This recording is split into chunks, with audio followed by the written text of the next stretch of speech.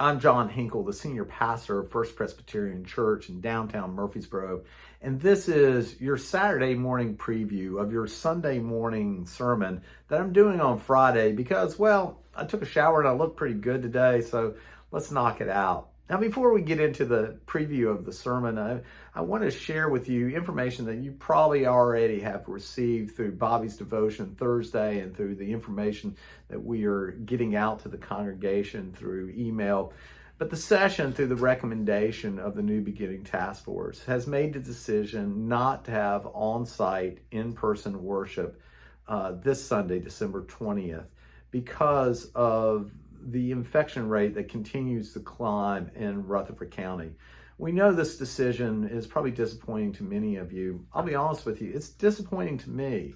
It wasn't an easy decision to make, but as I said last Sunday, our main concern as the session of First Presbyterian Church is the welfare of not only our congregation, but our community. With the infection rate now climbing above 0.9, we just felt that it was in the best interest of everyone to not have on-site, in-person worship. Now, we're still going to have worship.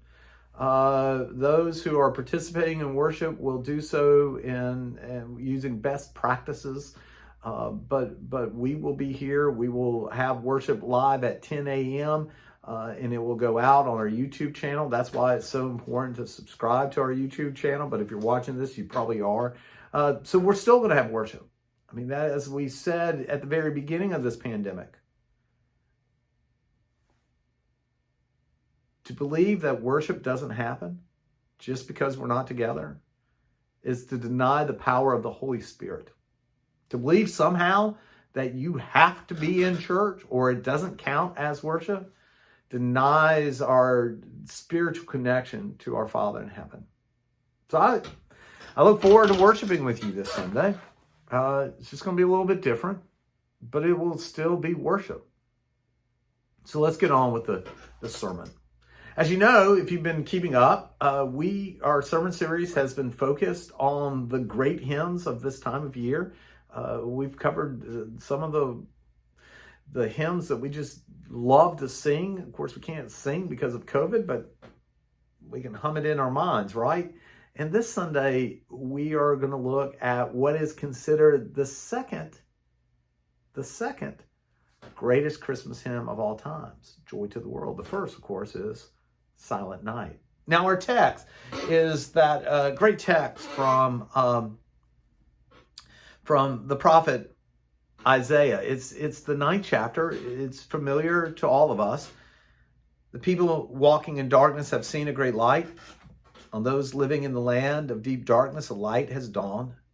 You have enlarged the nation and have increased their joy. They rejoice before you as a people rejoice at the harvest, as a soldier rejoices when dividing the plunder. For in the days of Midian's defeat, you have shattered the yoke that burdens them, the bar across their shoulders, the rods of their oppressor. Every warrior boot used in blood, and every garment rolled in blood will be destined for burning, will be fuel for the fire. For to us a child is born, to us a son is given, and the government will rest upon his shoulders, and he will be called Wonderful Counselor, Mighty God, Everlasting Father, Prince of Peace. Of the increase of his government and peace there will be no end, and he will reign on David's throne and over his kingdom, establishing and upholding it with justice and righteousness from that time on and forever. The zeal of the Lord Almighty will accomplish this. You know, we kicked off this series of sermons with reminding ourselves that the words of the prophet have to be taken in its context, meaning that Isaiah is speaking to a certain group of people at a certain time about a future event down the road. Now, is Isaiah speaking directly about the coming of the Messiah in Jesus Christ? Well, yes. But is Isaiah truly concerned about that moment? Or is Isaiah concerned about something else? And I would argue and kind of put out there that Isaiah is looking into the future, but his hope is for the people in the here and now, meaning that his words that he spoke while giving us hope first gave hope to those who heard it for the very first time. That somewhere down the road, God's going to right the wrongs. God's going to make it right again.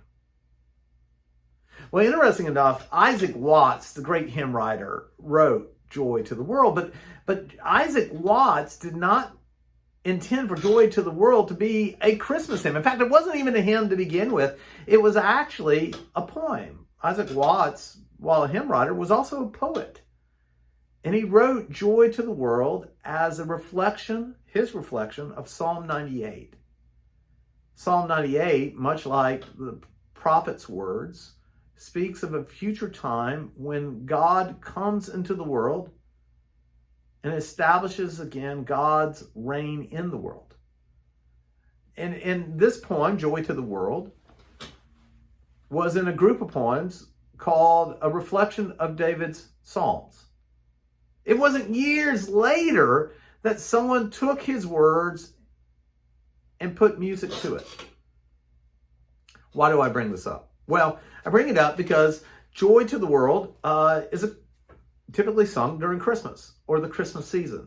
It's not, we don't typically think of Joy to the World as an Advent hymn, right? Joy to the world, the Lord has come, meaning the Lord has come. It's already happened. It's a Christmas hymn. And yet, if you would really look at the words in this great hymn, maybe, just maybe, it's more of an Advent hymn than it is a Christmas hymn. It's more of a hymn of preparation, a hymn of waiting, a hymn of anticipating, a hymn of knowing that God is here through Jesus Christ, but not quite yet.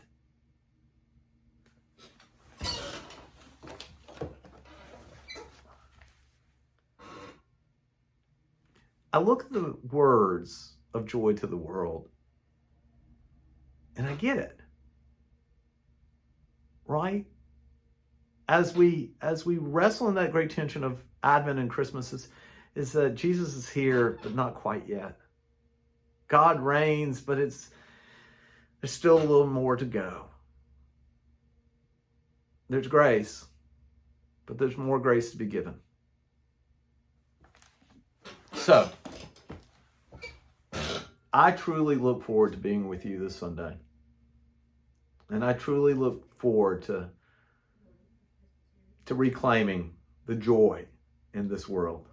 I'm John Hinkle. I hope you have a great day. We'll see you soon.